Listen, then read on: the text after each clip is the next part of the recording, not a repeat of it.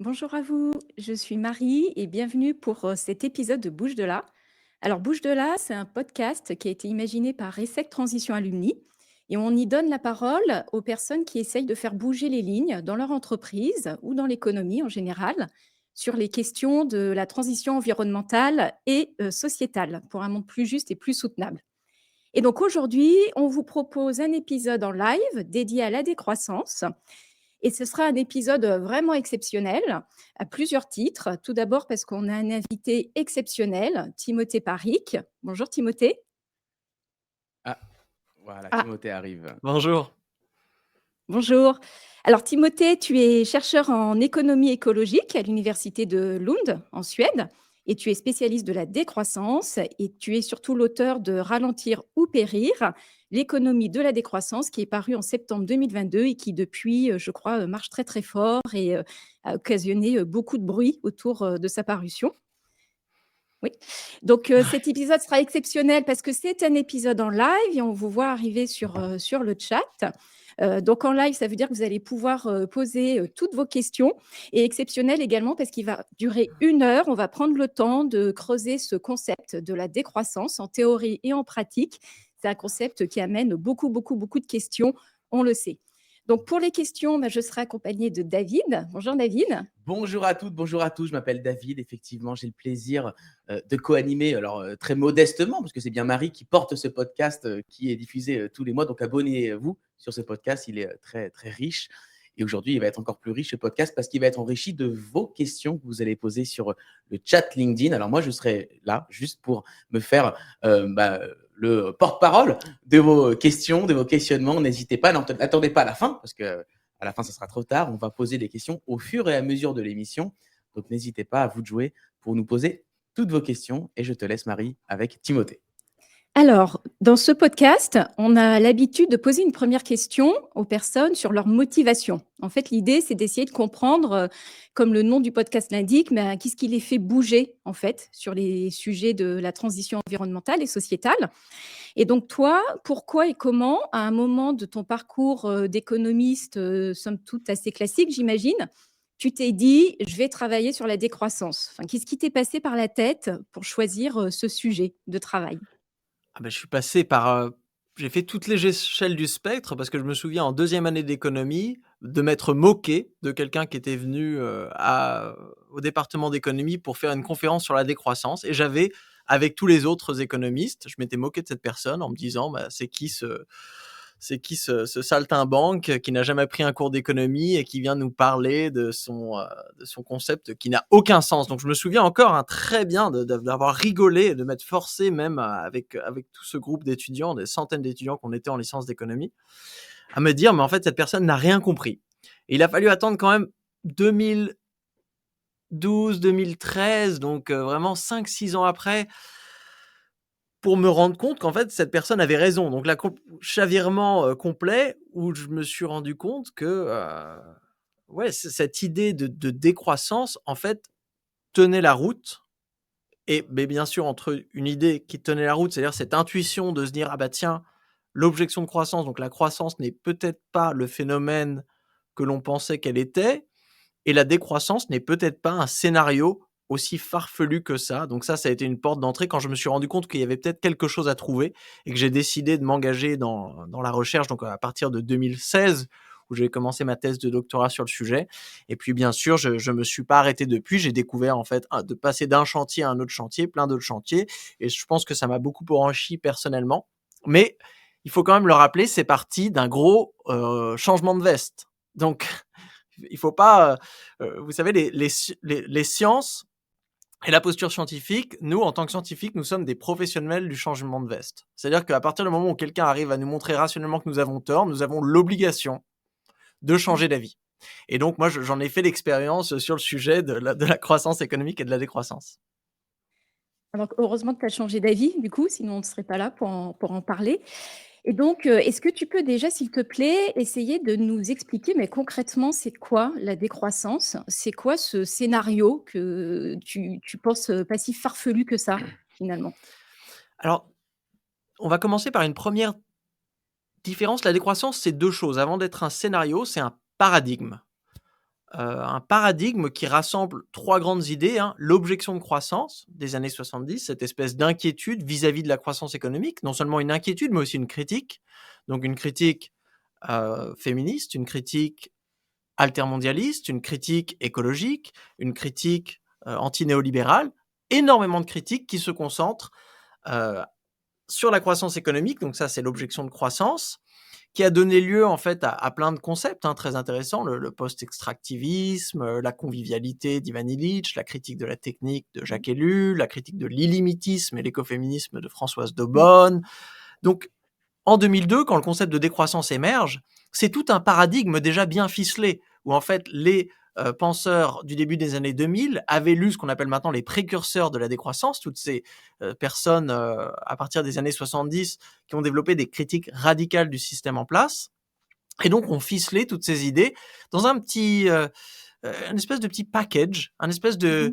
de petit apparatus analytique très utile pour arriver à repenser en fait les problèmes écologiques et sociaux d'aujourd'hui. Donc aujourd'hui, quand on parle de décroissance, c'est pas seulement quelque chose qu'on peut observer. Tiens, ah bah tiens, la France est en décroissance, regardez. Non, c'est aussi quelque chose qui existe dans l'ordre des idées. Un cadre analytique que des personnes utilisent pour aller mieux comprendre certains problèmes et pour arriver à imaginer des solutions qu'on n'arrivait pas à imaginer avant avec un autre paradigme, par exemple avec la paire de lunettes du développement durable. Quand la Mmh. décroissance conviviale émerge en 2002 comme concept, c'est comme alternative au développement durable. Donc ça, c'est un paradigme avec toute une généalogie et avec toute une diversité d'idées aujourd'hui qui est très proche d'autres concepts, l'économie du donut de Kate Raworth, Mmh. l'hédonisme alternatif de Kate Soper, la prospérité sans croissance de Tim Jackson, l'économie sociale et solidaire, le convivialisme, l'économie du bien commun. On pourrait en citer beaucoup. C'est toute une constellation de pensées alternatives.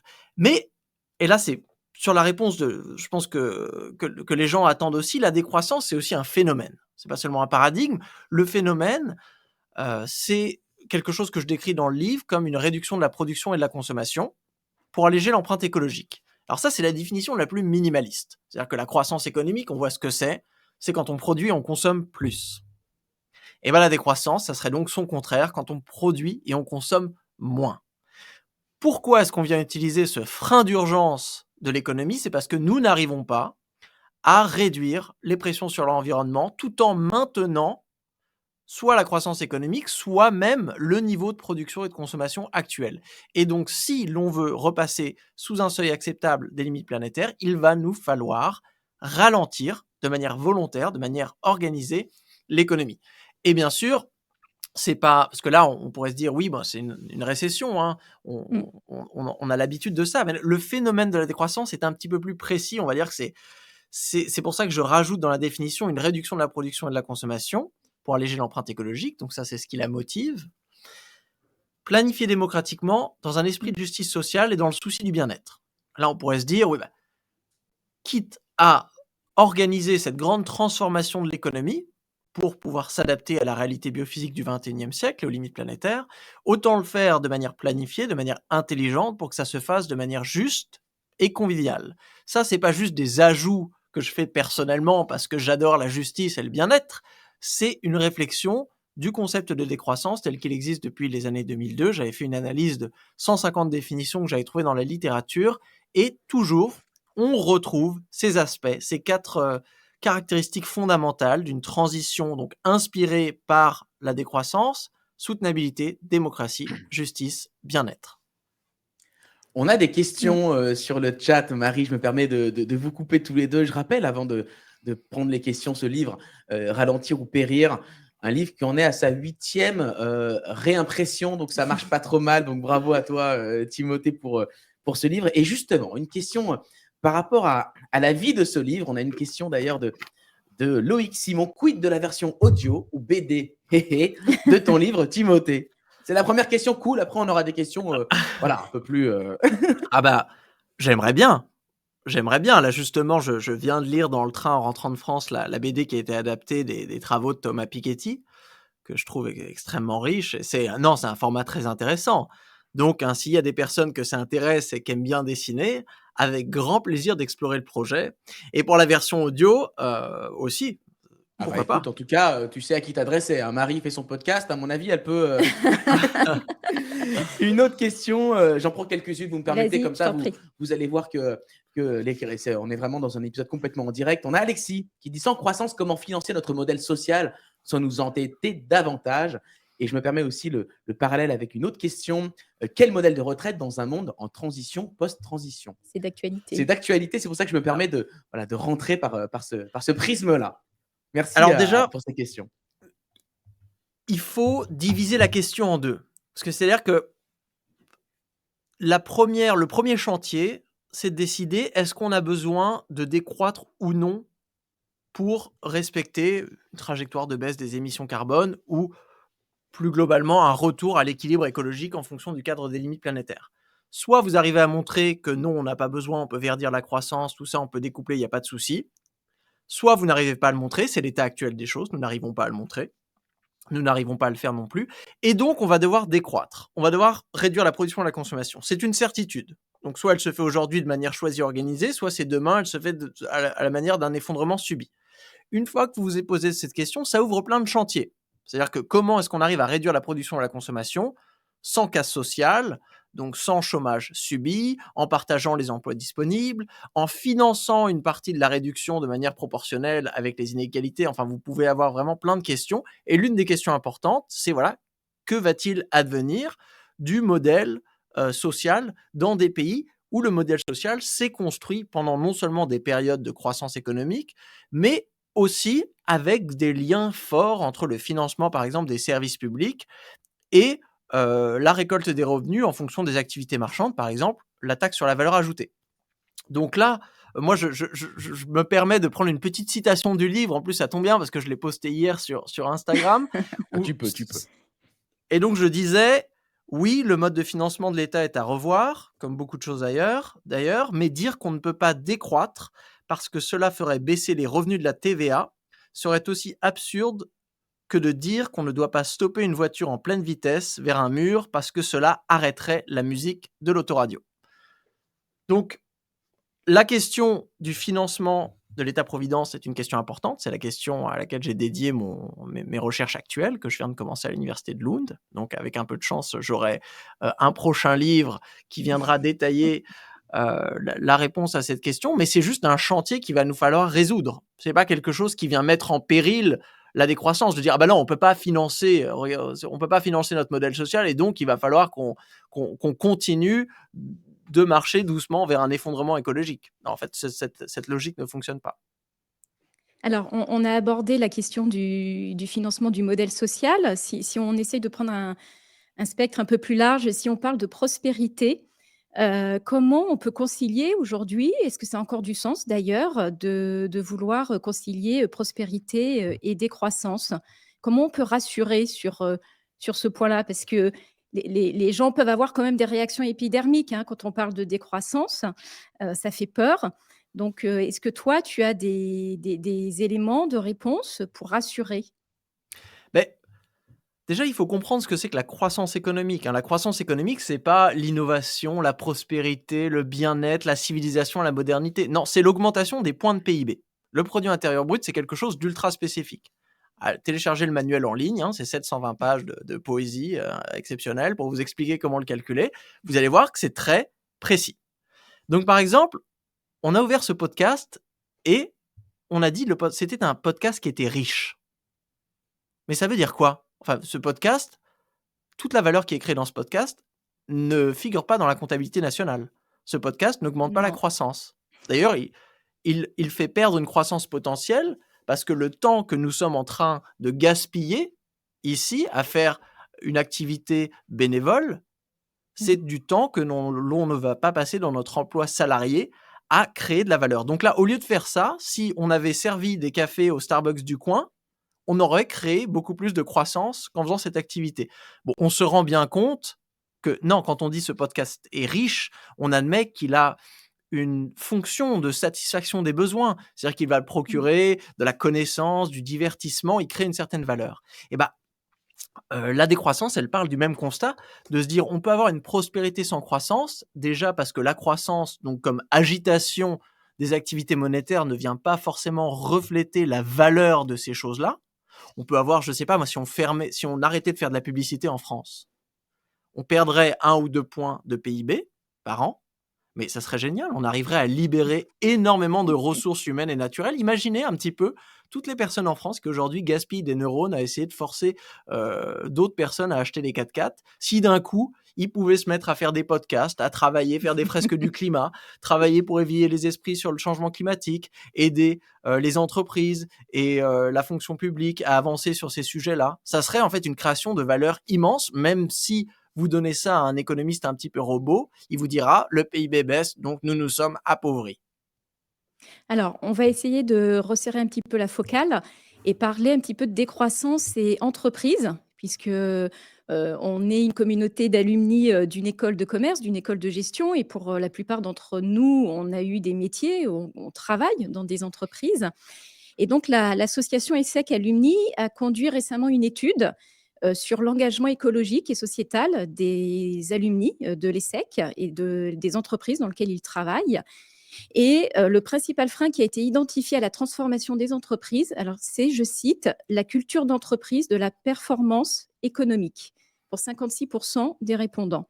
Qu'est-ce que cela t'inspire, cette notion de performance économique? En fait, est-ce que ça a du sens encore d'associer le mot performance et le mot économie dans un cadre d'entreprise?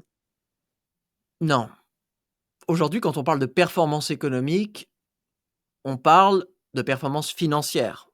On parle de chiffre d'affaires, Mmh. on parle de lucrativité, on parle de profit, on parle de dividendes. Derrière la performance économique, on n'a que des indicateurs quantitatifs et on n'a que des indicateurs quantitatifs financiers. Mmh. Donc là, si on revient, il faut faire un retour à l'anthropologie. C'est ça qui est très important. Moi, j'ouvre le livre pour dire l'économie, à la base, c'est quelque chose de très anthropologique. C'est-à-dire que nous nous organisons socialement avec des institutions, des protocoles, des contrats pour faire ensemble ce qu'on ne peut pas faire tout seul. Donc déjà, c'est une entreprise de coopération.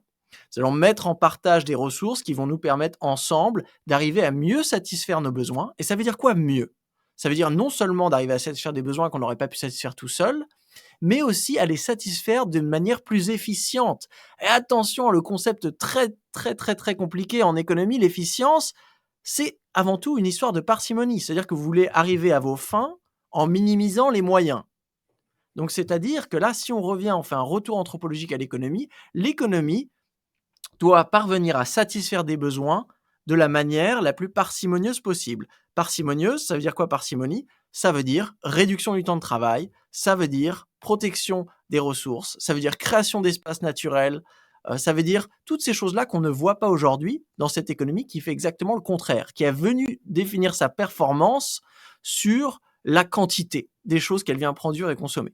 Alors que nous devrions plutôt avoir une économie où la performance d'une entreprise, c'est d'un coup, on vient identifier les besoins concrets auxquels répond l'activité de l'entreprise. Ça, déjà, on fait Mmh. une cartographie des besoins sur les discussions, par exemple, autour de la raison d'être, des besoins concrets. C'est-à-dire que pas juste on doit vendre des trucs à des gens qui ont un pouvoir d'achat. Non, on a par exemple une certaine partie de la population qui n'a pas accès à des services de santé. Nous, Mmh. ce qu'on va faire, notre besoin, c'est on va essayer de créer un accès à ces services de santé pour ces personnes-là. Donc, on se rend compte quand on fait des identifications de besoins concrets, que ces besoins sont toujours finis. Jamais on se retrouve avec des logiques. Oui, nous, notre besoin, c'est d'avoir chaque année 3% de plus, d'augmenter la production de chaises roulantes, de prothèses ou même Mmh. des choses utiles, de médicaments. Non, toujours, on identifie un besoin et on vient combler le manque. Combler le manque, ça veut dire que la stratégie de production, elle va avoir un début, elle va avoir un milieu, elle va avoir une échelle optimale. Comme en microéconomie. Et à partir d'un certain moment, ça sert à rien de continuer à s'entêter à produire plus de ce bien et service si le besoin est satisfait. Et sur l'aspect parcimonieux, on va se poser la question, OK, quoi produire, ça on l'a décidé en fonction de la raison d'être. Comment produire? On va essayer de trouver les manières les plus parcimonieuses. Et c'est là où l'importance de la démocratie économique. Aujourd'hui, là encore, le comment produire, on le décide en fonction des coûts. On va utiliser les technologies les moins Mmh. chères. Alors qu'en fait, on devrait là aussi parler des besoins des parties prenantes de l'entreprise, donc par exemple les employés. Quelle est la Mmh. manière vraiment la plus agréable, la plus souhaitable pour une entreprise d'arriver à produire cette chose qu'elle a décidé de produire, mais aussi en invitant des parties prenantes qui font partie de l'écosystème de cette entreprise et qui vont parfois subir en fait le choix des méthodes de production de cette entreprise. Et si on applique cela, la performance change complètement. C'est-à-dire que la performance, elle est d'abord sociale et écologique. L'aspect financier, c'est un truc de comptable. On s'en fout. C'est un truc de viabilité. Une fois qu'on s'est mis d'accord sur la raison d'être, le quoi produire, une fois qu'on a eu ce débat démocratique, l'identification des besoins, la sélection des méthodes de production, une fois que votre activité elle est socialement utile et qu'elle est écologiquement soutenable, ok, là on a une autre question. Là on invite les économistes, les comptables, et on se dit, ok, on paye quoi comme salaire? C'est quoi les prix qui permettent à cette entreprise d'achever sa mission? Comment est-ce qu'on investit pour que ça soit pérenne sur le long terme? Mais c'est une question qui est une sous-question de problématiques sociales et écologiques. Alors, Timothée, on a beaucoup, beaucoup de questions. Je vais essayer de les rassembler et de les résumer parce que ça éveille beaucoup de curiosité. Restons dans les entreprises avant de parler plus largement des gouvernements. Est-ce que tu connais des acteurs économiques des entreprises qui prennent le chemin que tu évoques? Question anonyme, mais qui est fort intéressante quand même. Ben, c'est tout un spectre. Par exemple, Patagonia, Mmh. récemment, qui a changé le statut de son entreprise. Donc là aussi, pour changer un petit peu la priorité, de dire, nous, les profits, donc cette histoire de viabilité financière, ne prendra jamais plus d'importance que la soutenabilité écologique. Ça, c'est un mouvement très fort. Si toutes les entreprises aujourd'hui s'étaient créées avec cette même structure, qu'on peut appeler voilà l'entreprise à but non lucratif ou à lucrativité limitée, qu'on voit dans beaucoup de coopératives en France dans l'économie sociale et solidaire, je pense que nous n'aurions jamais eu cette espèce d'excroissance économique ce que Herman Daly appelait la croissance anti-économique, c'est-à-dire toutes ces activités en fait qui génèrent énormément plus de coûts socio-écologiques que de bénéfices financiers, surtout quand ces bénéfices financiers Ouais. sont accaparés par une minorité de personnes qui sont déjà au-delà du besoin. Donc là, Mm. c'est très important. Et là, juste un commentaire sur les inégalités. Une économie où, comme en France, quand vous avez sur 100 euros de valeur ajoutée sur la dernière décennie, 35 de ces euros qui se retrouvent dans les 1% les plus riches, c'est pas une économie qui vient Mmh. combler des besoins. C'est une économie qui a un problème d'allocation et qui en fait avec un coût social et écologique énorme pour combler des besoins qui n'existent pas, vu que l'argent, enfin les résultats de cette production se retrouvent dans les poches de ceux qui n'ont pas de besoins à satisfaire, qui n'ont plus de besoins à satisfaire. Merci beaucoup, Timothée. Autre question, là, il est plutôt question du modèle global, des indicateurs. Frédéric nous dit, la France, elle a ses indicateurs qui sont en grande partie indexés sur le PIB. Est-ce que finalement, un gouvernement, d'un État dont, les indicateurs sont basés sur le PIB a un intérêt à faire de la décroissance? Et on a une autre intervention, qui en fait nous dit: «Est-ce que finalement il ne faudrait pas un gouvernement mondial? Est-ce que c'est possible d'arriver sur la décroissance sans imaginer un gouvernement mondial?» Et c'est Olivier qui nous pose cette question. Alors à chaque fois que vous vous posez la question, est-il souhaitable pour un gouvernement de faire de la décroissance, il faut toujours la mettre en parallèle avec l'alternative. C'est-à-dire que si l'on arrive à montrer que nous ne pouvons pas verdir la croissance aujourd'hui, ni revenir, c'est-à-dire que si un gouvernement ne souhaite pas la décroissance, il souhaite la seule alternative, c'est-à-dire il souhaite périr dans un cauchemar écologique. Donc, si vous donnez, enfin moi, si j'étais le gouvernement français et qu'on me donnait ces deux options, qui sont les options qu'on a aujourd'hui, soit nous entamons une réduction contrôlée, planifiée, juste et conviviale de nos niveaux de production et de consommation pour arriver justement à préserver notre soutenabilité écologique, ou soit nous nous dirigeons vers un effondrement subi et catastrophique qui touchera d'abord les plus pauvres et mènera à mal le fonctionnement et le vivre ensemble du territoire français. Bon, le choix, il est tout fait. Oui, Donc, pardon, oui, sauf que Catherine nous dit, est-ce que vraiment, là, on n'est pas dans une opposition de deux contraires extrêmes et que finalement, il n'y a pas une alternative qui est au milieu? En opposant des contraires, un qui fait peur et un qui rassure, mais qui semble être la seule option, est-ce que c'est pas un peu de la manipulation des esprits? Et est-ce que finalement, il n'y a pas d'autres alternatives? On parle de renouvelables, on parle de plein d'autres choses. bah, Ça, c'est une question scientifique, hein. Je veux dire, sur le découplage, vous pouvez regarder, il y a 900 études depuis que le concept existe au début des années 90. C'est des études empiriques. Vous pouvez regarder, même les données maintenant sont publiques, hein, sur les calculs d'émissions en France, d'empreintes. Vous pouvez regarder les données du PIB aussi. Vous allez sur le site de la Banque mondiale, vous avez tout.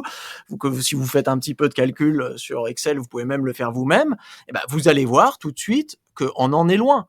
Donc oui, moi je veux bien de se dire ah oui, mais peut-être on va réussir dans le futur. Mais ce n'est pas réaliste dans le Il sens n'y a où pas d'autre même alternative. il y a pas d'autre alternative. C'est le résultat qui sort un petit peu du rapport du dernier rapport du GIEC. Donc moi je veux bien qu'on se dise non, mais peut-être une technologie dans le futur va arriver qui changera complètement la donne. Même les gens qui travaillent, c'est-à-dire les scientifiques qui étudient les mouvements technologiques, nous disent que ça ne va pas arriver. Un chiffre très simple, hein, si vous regardez sur toutes les innovations qu'on a dans l'Union européenne, vous regardez la proportion des brevets qui sont concentrés sur les éco-innovations, vous voyez que c'est 15% des brevets, et c'est une proportion qui reste stable sur les dernières années. Ensuite, vous mettez ça un petit peu à côté du GIEC qui nous dit qu'il va falloir baisser les émissions dans les années à venir. Vous regardez le temps qu'il faut pour non seulement faire venir un brevet, mais aussi ensuite développer le prototype, la technologie, ensuite pour que cette technologie remplace une infrastructure existante, l'avion à hydrogène par exemple, vous vous rendrez compte que ça ne fonctionne pas. Ça ne fonctionne pas. On a quelques années à faire, ça prendrait 10 ans, même sur l'ampleur. Donc moi, je veux bien qu'on reste dans le déni et dans les vœux pieux, mais là, c'est un débat important. La charge de la preuve, aujourd'hui, moi, ça fait plusieurs années que je travaille sur le sujet, et je ne le fais pas avec des pincettes, vraiment, personne n'a réussi à me montrer qu'une trajectoire de croissance verte est possible.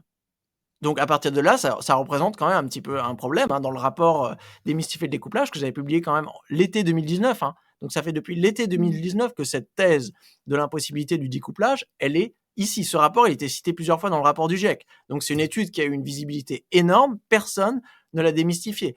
Et cette étude, hein, sur la couverture, j'avais quand même choisi de représenter le monstre du Loch Ness. Donc j'y allais pas de main morte pour montrer que la croissance verte aujourd'hui, c'est une fable qui est sortie tout droit de modèles obsolètes d'économistes qui parlent de nature sans l'avoir vraiment intégré dans leur modèle. Si vous croyez à la croissance verte, à l'économie circulaire, à toutes ces choses-là, montrez-le. Et là, je rajoute juste un dernier truc, c'est bien sûr qu'il va falloir circulariser l'économie. Bien sûr qu'il va falloir faire une transition vers les énergies renouvelables. C'est pas le choix de soit décroître, soit faire ça. Le but, c'est de se dire, est-ce qu'on a une meilleure chance de faire une transition écologique rapide et efficace en faisant toutes ces transformations que l'on a envie de faire, mais aussi avec une stratégie de décroissance où on va épurer certaines productions et certaines consommations, ou dans l'alternative, est-ce qu'on a une meilleure chance de faire cette transition en continuant à produire et à consommer plus? Pour l'instant, toutes les informations disponibles nous disent quand même que ça serait plus facile si on arrivait à produire et consommer moins. Donc, ce que tu nous dis finalement, c'est que rester sur cette voie du milieu, cette voie intermédiaire que peut-être peut représenter la croissance verte, quelque part, c'est rester dans le déni. Et tu nous parles finalement de radicalité. Et c'est justement toujours dans cette même étude qu'a menée ESSEC Alumni auprès de la communauté des ESSEC, que 82 des répondants ont estimé que les entreprises vont devoir se transformer radicalement. Et donc, du coup, concrètement, comment une entreprise, là, à 14h, quand le podcast sera fini, ou demain, comment une entreprise, les personnes dans l'entreprise peuvent prendre cette voie de la radicalité? Alors, la première chose que je recommande toujours, c'est de se transformer en coopérative à lucrativité limitée. Tout simplement. Pourquoi? Donc, pour la punchline, il faut faire un Patagonia. Donc, pourquoi il faut faire ça? Parce que le logiciel de l'entreprise à but lucratif aujourd'hui ne vous permettra jamais de faire les choses que vous avez besoin de faire.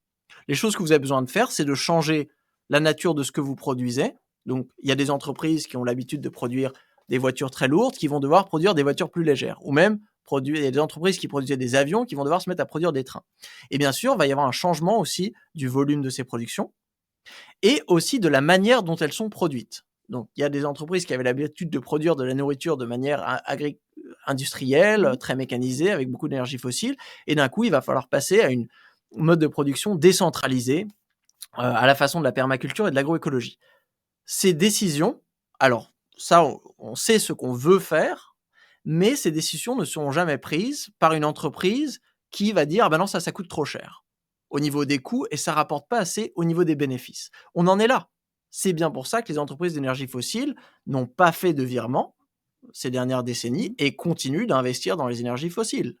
Donc aujourd'hui, si vous êtes vraiment une entreprise et que vous voulez vous donner les moyens de, on va dire je vais essayer de trouver un petit peu des mots un peu sexy, les moyens de déverrouiller ce pouvoir de l'innovation, de se dire, nous, on a vraiment envie de devenir des pionniers de la transition, d'aller explorer des choses que personne encore n'ont fait, d'aller vraiment de l'avant, et ben on va se doter d'un logiciel où on n'a pas le boulet de la lucrativité qui va nous dire, non, 90% de ces projets, là, en fait, c'est pas assez lucratif. Donc, en fait, on va continuer à faire ce qu'on faisait avant. Et alors, quand on t'écoute, on peut se dire, finalement, là, ce qu'il est en train de nous raconter, c'est un modèle anticapitaliste et c'est quelque chose qui revient souvent quand on parle, notamment de ton livre. Qu'est-ce que tu as à dire là-dessus? Est-ce que vraiment on peut pas faire de la décroissance, dans le capitalisme? Ah bah, non, c'est contradictoire, pas d'un point de vue, politique, mais d'un point de vue analytique. C'est-à-dire le capitalisme, c'est un système économique. Vous savez, c'est pas seulement une idéologie ou quelque chose. Mmh. Non, c'est de la même manière que si vous faites de la zoologie, bah, vous faites la différence entre un chat et un chien. Et bah, vous faites de l'économie, vous faites la différence entre un modèle capitaliste et un modèle socialiste, hein. Voilà, c'est des systèmes économiques différents. Système économique veut dire, ce sont des systèmes avec des institutions particulières. Quand je dis système économique, imaginez un petit peu l'organisation d'un jeu, avec des règles et avec un objectif. Le capitalisme, c'est un système qui a une force, c'est-à-dire qu'il a l'objectif d'accumulation du capital, la croissance économique par exemple. Le capital, c'est la mobilisation de ressources qui nous permettent de produire plus de trucs. Donc si vous voulez produire plus de trucs vachement rapidement, bah, c'est très bien d'avoir un système capitaliste. Et pareil, vous avez des règles qui permettent des règles de propriété, des règles d'organisation du travail à travers le salariat, des règles d'organisation de régulation des marchés, des règles de marchandisation, qui vous permettent en fait de faciliter cet objectif qu'est l'accumulation du capital. Trop bien. Aujourd'hui, est-ce que l'objectif en France est d'accumuler du capital? Mmh. Pas trop. Non, l'objectif, c'est plutôt, on a une priorité en termes de soutenabilité, mais le problème du capitalisme, c'est que déjà, vu que son but c'est d'accumuler des trucs, il ne sait pas désaccumuler. Et ensuite, la seule chose que le capitalisme a du mal à vendre, et la seule chose qu'une entreprise à but lucratif a du mal à vendre, c'est rien. Et c'est moins. Donc là aussi, l'objectif de la sobriété, le capitaliste, il regarde, il va se dire, OK, c'est quoi les entreprises, c'est quoi pour nous l'opportunité de la sobriété pour vendre plus? Alors là, déjà, on est dans un modèle contradictoire. Donc, si on se dit qu'aujourd'hui, on a besoin d'un système économique dont l'objectif n'est plus d'accumuler, mais l'objectif est d'abord de décroître, donc pendant cette période, cette grande période de sobriété, et ensuite de stabiliser, de maintenir quelque chose à l'équilibre. Et, et qu'on va devoir changer donc les grandes institutions, donc par exemple, pour pouvoir maintenir, stabiliser et décroître, je pense qu'on va se débarrasser de toutes les entreprises à but lucratif. Si on n'a plus d'entreprises à but lucratif, si de la même manière, on a réorganisé le marché de l'emploi, dont en partie démarchandisé le marché de l'emploi, si on a introduit une diversité de monnaies locales, Mmh. si d'une certaine manière les entreprises sont devenues des coopératives, on a vu le développement des membres de communs locaux et biorégionaux, et donc d'une certaine manière on a décentralisé la propriété des moyens de production. Et en fait, à la fin, on se retrouve, on n'a plus un chat, on est passé d'un chat à un escargot. Donc c'est la décroissance et les défis qu'elle rassemble, et donc le système associé, moi dans le livre que je décris comme une économie de la post-croissance, est juste un système alternatif au capitaliste. Ça, c'est l'analyse au capitaliste, ça, c'est l'analyse analytique, et après, où c'est là, j'envoie la punchline politique, de se dire, aujourd'hui, je pense que pour arriver à commencer à faire transition écologique, et pour que cette transition écologique se fasse de manière juste et conviviale, nous avons besoin de créer un nouveau système, et c'est là où on va avoir le petit piment sur le truc de se dire, pour avoir un nouveau, les systèmes économiques, c'est comme les coupes de cheveux, hein, on peut pas en avoir deux en même temps. C'est-à-dire qu'à un moment donné, si vous voulez créer un nouveau système économique, il va falloir démanteler celui que vous aviez avant. Et donc, là, aujourd'hui, il va falloir travailler activement pour démanteler certaines institutions du capitalisme. La publicité, par exemple, la publicité n'a de raison d'être que dans un système où l'on essaye tout le temps de maximiser les ventes et donc de maximiser la consommation. Si vous essayez de faire le contraire, dans un système justement qui privilégie la sobriété, eh ben la publicité va avoir une toute autre fonction. Donc là, aujourd'hui, la question est... Bon, j'ajoute quand même un petit truc, hein, pour pas que...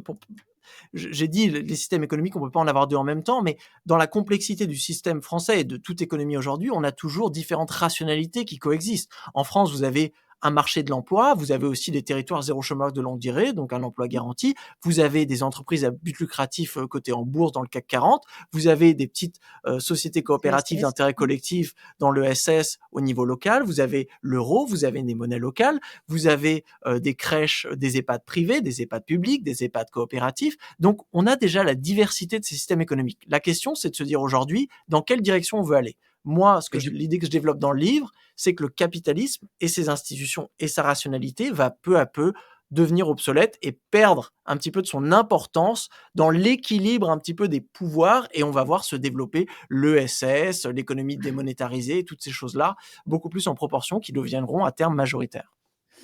Timothée, on a des questions parce qu'a priori, le modèle que tu décris soulève des questions et c'est Olivier, il a raison de revenir sur quel est le bon niveau pour concrètement pour réaliser tout ça. Est-ce que le bon niveau, c'est l'État?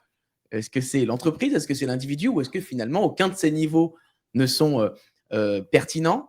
Est-ce qu'il faut un gouvernement mondial au risque de limiter des libertés individuelles? Et là, ça stresse aussi pas mal de monde sur le. Alors, stress, c'est peut-être un grand mot, mais en tout cas, il y a pas mal de personnes qui s'interrogent sur comment on peut insuffler ce mouvement-là sans réduire les libertés individuelles de tout à chacun. Bon, alors déjà, Il y a deux questions, du coup. le gouvernement mondial n'est pas nécessaire. Je ne vois pas en quoi ça serait nécessaire. Enfin, la plupart des décisions là dont on a parlé, c'est quand même des décisions nationales et même parfois très locales. Je veux dire, on n'a pas besoin de gouvernement mondial pour construire des pistes cyclables et arrêter de produire des voitures, ou pour interdire la publicité dans les espaces publics en France, comme l'ont fait certaines villes et comme l'a fait Grenoble depuis 2015. Non, mais On n'a sauf pas que si besoin une entreprise en France, pardon, si Ouais. les entreprises en France sont dans un chemin de décroissance et que dans un pays voisin ou même plus lointain, on n'est absolument pas sur la même dynamique, il va quand même se créer un problème. Mais quel problème?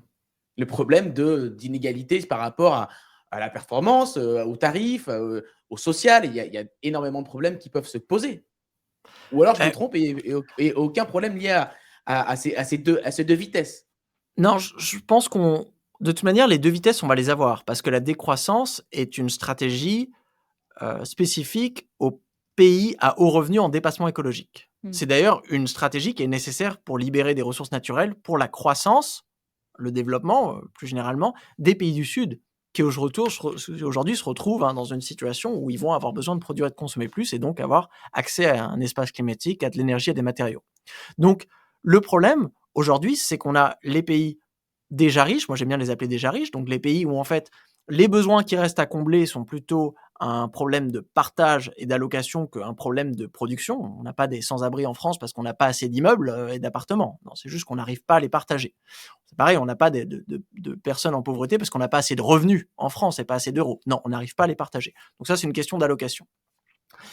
Et donc, on va avoir ce développement à deux vitesses qui va être nécessaire, mais qui va être un espèce de retour à l'équilibre aussi, parce qu'aujourd'hui, cette situation des pays développés qui, justement, de par leurs besoins d'agitation économique, viennent demander énormément de ressources des pays du Sud et aussi exporter énormément de pollution, parce qu'on sait que c'est les pays, malheureusement, c'est pas nous, les pays développés, qui viennent de plein fouet subir les conséquences de notre industrialisation et de notre usage répété pendant ces derniers siècles des énergies fossiles. Ce sont ceux qui sont avec les besoins, justement, les plus importants. Donc là, il y a cet aspect. Après, est-ce que ça veut dire que tout peut se faire à l'échelle nationale, municipale, l'échelle de l'entreprise? Non. Comme toute transition, ça va demander un millefeuille de comportements différenciés, à l'échelle individuelle, de créer une nouvelle culture de la consommation où, voilà, on arrive à réinventer une mobilité, par exemple, passer d'une mobilité très basée sur la voiture à une mobilité très basée sur le vélo. Là aussi, c'est pas de la science-fiction. En gros, il faut regarder ce qu'ont fait les Pays-Bas, le Danemark, des pays comme ça. Pour les entreprises, pas de la science-fiction non plus, de regarder, il y a des coopératives qui fonctionnent très très bien, qui produisent les mêmes biens et services que d'autres entreprises équivalents à but lucratif, donc on peut apprendre de ça. Il y a des villes aussi qui font certaines choses que d'autres villes ne font pas, des villes qui ont démantelé la publicité dans les espaces publics, d'autres villes qui ne l'ont pas fait, donc ça aussi on peut regarder. Et après, bien sûr, il y a des décisions, quand on remonte, qui peuvent être accélérées ou freinées par des discussions internationales. On voit ça sur les trajectoires de réduction des énergies fossiles au niveau des politiques européennes ou même au niveau des Nations Unies après la COP. Donc là, bien sûr, ça serait bien d'avoir des phénomènes d'entraînement et de se dire on se met d'accord au niveau de la COP de sortir des énergies fossiles.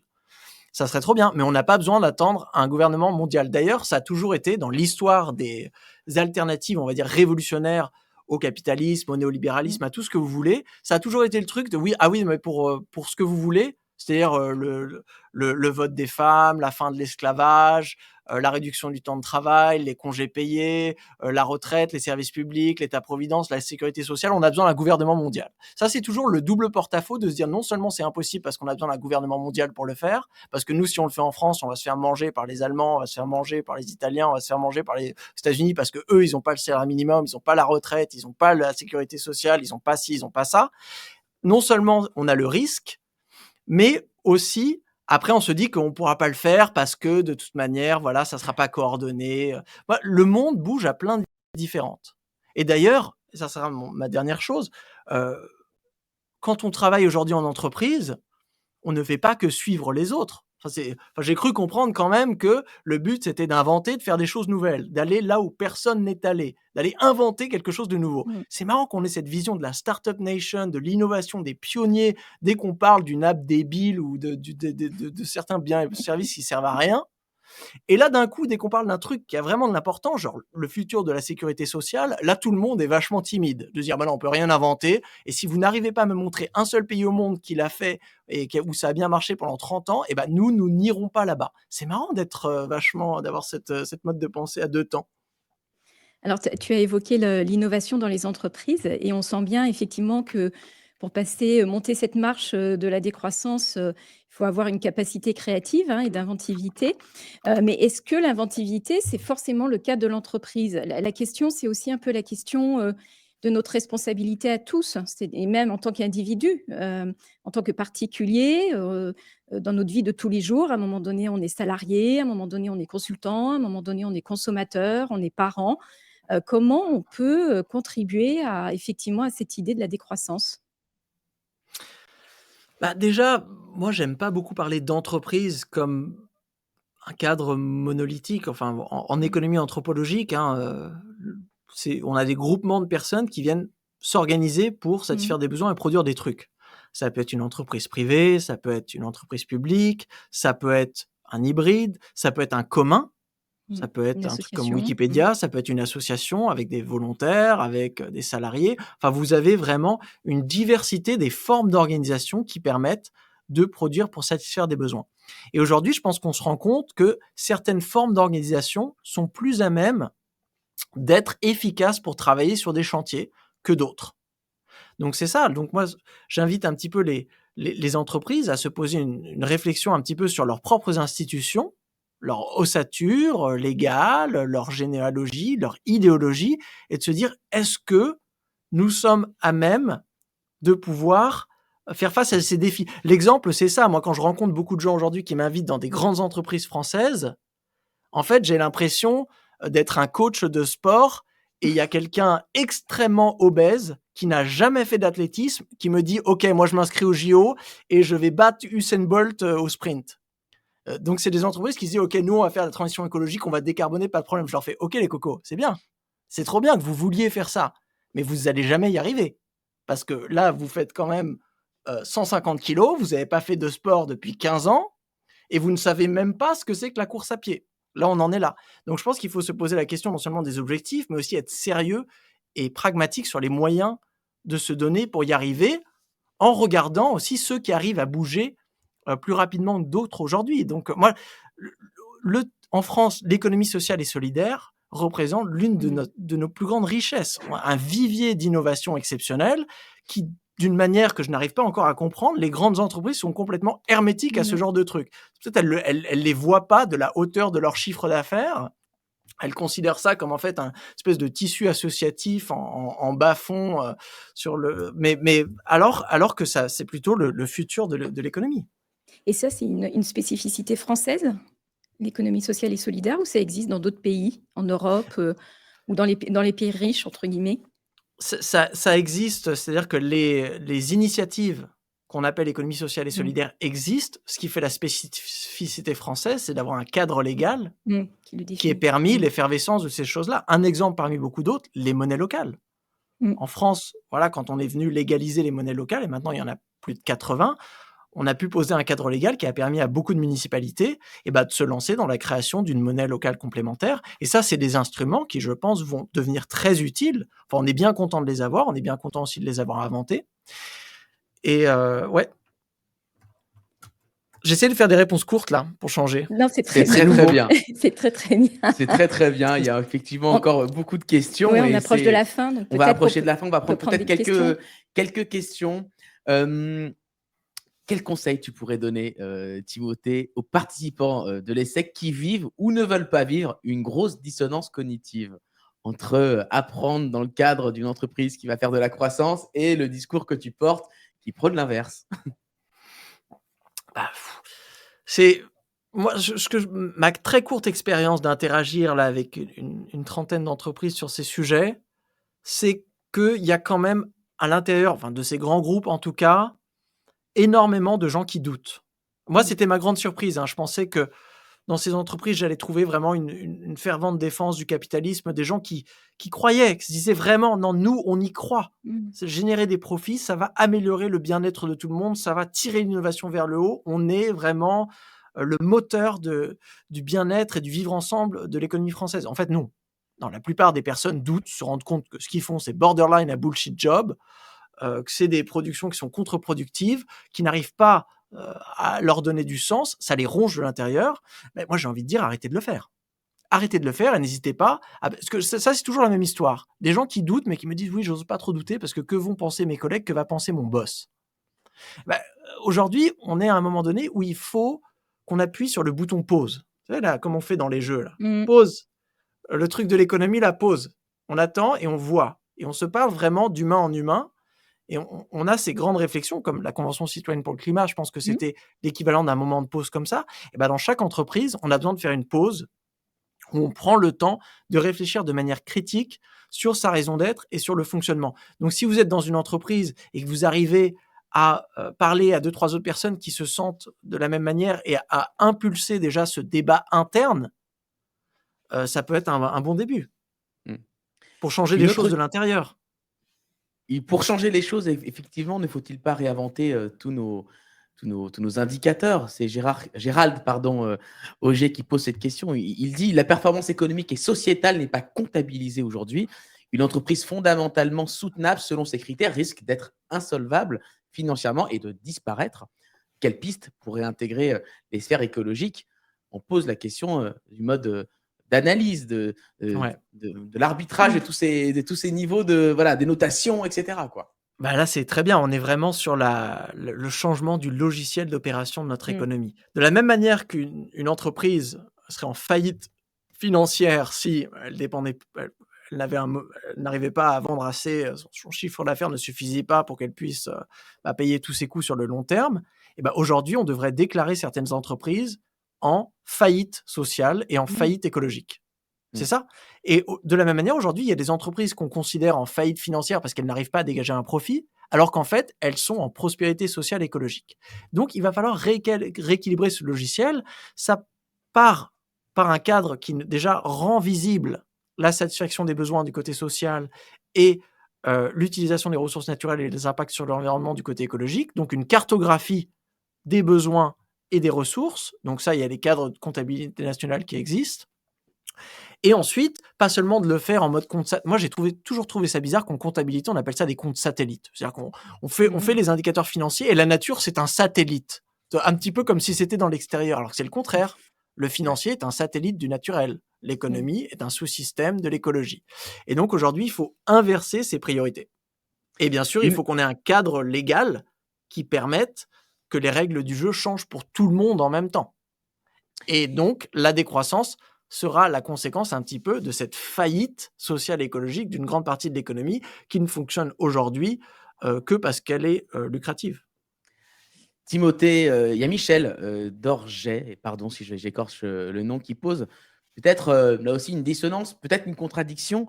On sent qu'il y a une notion d'innovation, pas forcément, innovation, sur des aspects financiers, pas faire forcément vers plus de technologie, mais il y a une notion d'innovation pour aller vers la décroissance, sauf que l'innovation, ça coûte des sous, ça coûte de l'argent, la R&D. Bah, Comment on je résout, le problème de, une innovation, ça coûte cher, donc il faut de la croissance pour la financer, mais en même temps, on prône de la décroissance?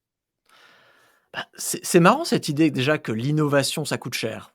Enfin, pour Ça coûte de innover, l'argent. On peut. alors, Il y a des avant que domaines ça coûte de R&D, l'argent, il y en a dont c'est la carrière.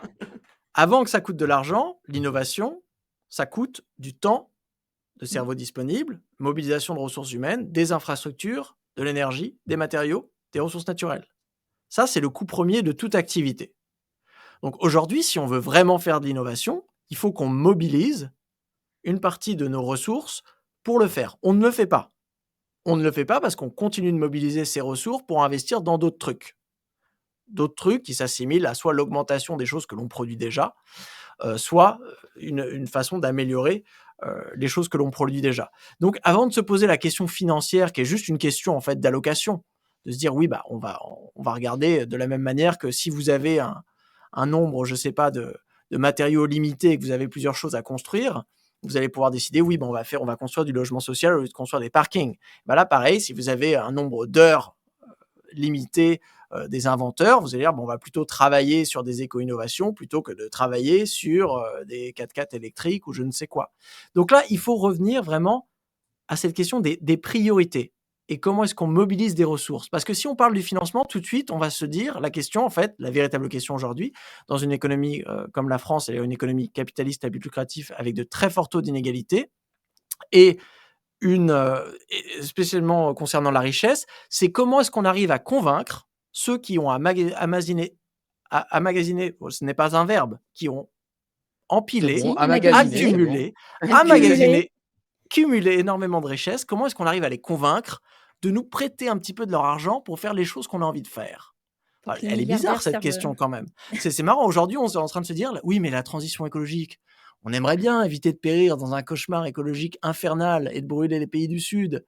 Mais comment est-ce qu'on arrive à convaincre une poignée de milliardaires de nous prêter l'argent? Et comment est-ce qu'on arrive à une façon à faire ça, mais en continuant quand même de les enrichir? Parce que sinon ils vont jamais nous prêter leur argent». C'est pour qu'ils ultra servent à marrant quelque comme chose. façon de penser. Enfin, là, il faut relire Thomas Piketty très précisément et se rendre compte, et là, c'est un autre aspect euh, je pense, place la décroissance dans une filiation très éco-socialiste.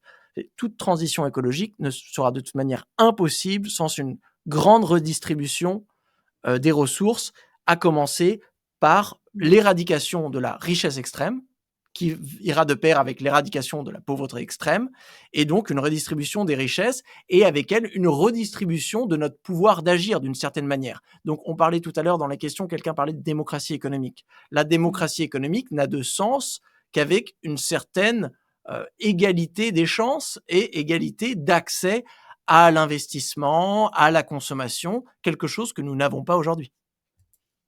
Alors on approche, de la fin. Peut-être une dernière question pour conclure et peut-être qu'on pourra prendre une dernière question des auditeurs. Donc ça fait un certain temps finalement que tu réfléchis, que tu phosphores sur cette question de la décroissance. Tu nous l'as expliqué, en début du podcast.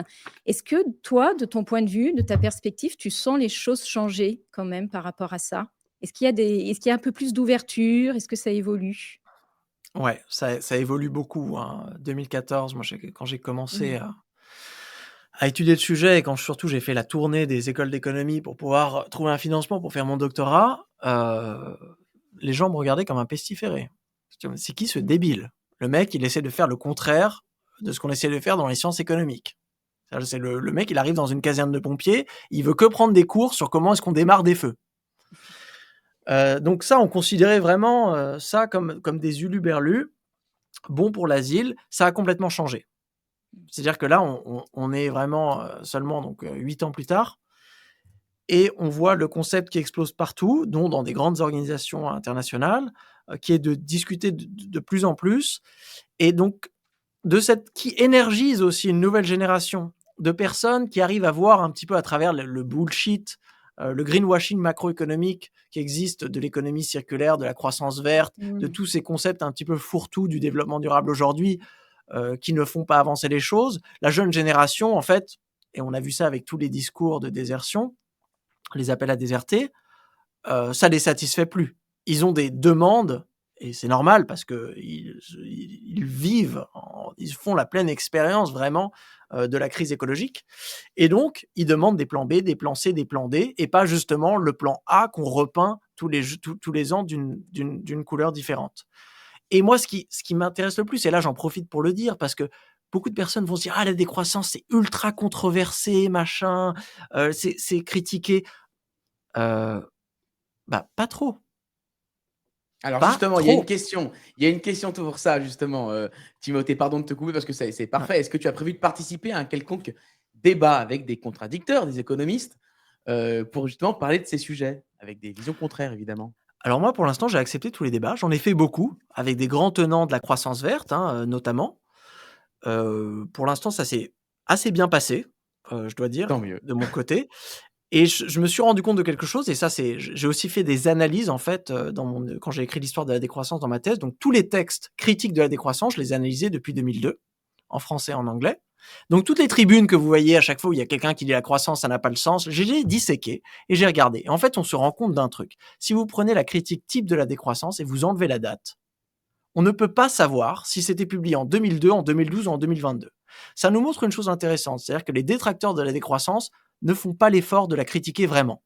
Ils ne font jamais de référence à la littérature scientifique sur le sujet, jamais de chiffres, jamais de contexte, toujours 3 paragraphes très hautains de dire: «Oh, ça, c'est des gens qui sous-estiment la puissance du progrès technologique», qui était déjà l'argument utilisé en 1972 pour essayer de balayer les mythos. Donc moi, j'ai envie de dire: «Oui, vous voulez critiquer la décroissance, bah, arrêtez de faire des tribunes, dans des médias, de 3 paragraphes. Écrivez un article académique pour la critiquer, écrivez des bouquins, venez débattre avec moi, ça se fera avec plaisir, Et il y a des d'écouter vos personnes arguments». qui sont plutôt pour, Jean-Marc Jancovici l'a dit, hein, c'est, Alexis qui nous le rappelle, qu'on le veuille ou non, nous n'échapperons pas à la Mmh. décroissance. Moi, j'ai une dernière question, avant de laisser la parole pour la fin à Marie. On voit bien cette émission, ce podcast s'appelle «Bouge de là» et tu fais évidemment bouger les choses avec, ton livre que je remontre. Finalement, est-ce que ta place, elle est là, elle est à écrire des livres, elle est à être économiste ou est-ce que ta place, ce serait pas d'entrer en politique? Tu bouges de là ou pas, toi? Alors moi déjà, je bouge de là comparé à où j'étais avant. C'est-à-dire que moi, là, on me voit dans mon bureau, à l'université, où d'habitude, je ne sors pas de mon bureau à l'université. Donc aujourd'hui, bah, je bouge, hein, je fais des formations des hauts fonctionnaires, organisées par le ministère de l'écologie. Je vais parler à des entreprises, je vais débattre, je vais à la radio, je vais à la télé, je fais des podcasts, je donne des cours dans plusieurs universités, dans des écoles de commerce. Donc déjà, je sors, et je pense que pour l'instant, c'est là où je peux avoir un impact, parce que moi, à la fin, je suis quand même scientifique, académique. Donc c'est mon travail d'expliquer, de développer des théories. Pas Et de moi, j'essaye politique pour toi? d'équiper, pour l'instant, pas de politique. J'essaye d'équiper les acteurs, tels qu'ils soient, pour qu'ils puissent mieux comprendre le problème, et seuls ces acteurs sauront quoi faire. C'est ça, en fait, il faut qu'ils se donnent confiance en eux. Moi, je leur donne des cadres analytiques pour leur permettre de voir des choses peut-être qu'ils n'avaient pas vues. Mais moi, je suis un amoureux des sciences, hein. Je fais ça aussi par plaisir, parce que j'adore les sciences en général, la philosophie des sciences, l'écriture académique, l'histoire des sciences économiques, l'histoire de la pensée. Donc là, j'ai déjà commencé à écrire un deuxième bouquin. Je pense qu'il y en aura pas mal après ça. Pour l'instant, j'aime bien ma position, et surtout, il y a énormément de gens, beaucoup plus efficaces que moi, qui lancent des initiatives citoyennes, des activistes, qui se lancent en politique. Donc moi, je travaille conjointement avec eux, mais je leur laisse faire quelque chose, que je n'arriverai sûrement jamais à faire. Eh bien, un grand merci, Timothée. On va te laisser faire, Bah, merci à vous. sur ce quoi tu es efficace. Donc merci pour cet échange qui était très riche. Merci pour les questions également. Donc riche, pas au sens financier du terme, hein, on a bien On a compris. bien compris. Voilà. Juste vous dire que cet épisode live, c'était le premier moment d'un cycle sur la décroissance qu'on va organiser au sein d'ESSEC Transition Alumni. Et donc, on vous donne rendez-vous pour plein d'événements, de tables rondes dans les mois à venir pour essayer de creuser ce sujet de manière encore plus approfondie. Un grand merci à toi, David. Avec grand plaisir. Merci à la technique, à Grégoire, à Iman. Il y a eu de la technique, il y a du travail. Donc bravo et à toute l'équipe qui a travaillé sur ce beau Mmh. podcast Bouge de là. On vous renvoie sur toutes les bonnes plateformes à ce podcast qui décrypte les positions des uns et des autres et qui leur dit bouge de là. Et juste un grand merci aussi à ESSEC Alumni pour leur soutien. Exactement. À très bientôt. Merci beaucoup. Merci beaucoup, Timothée.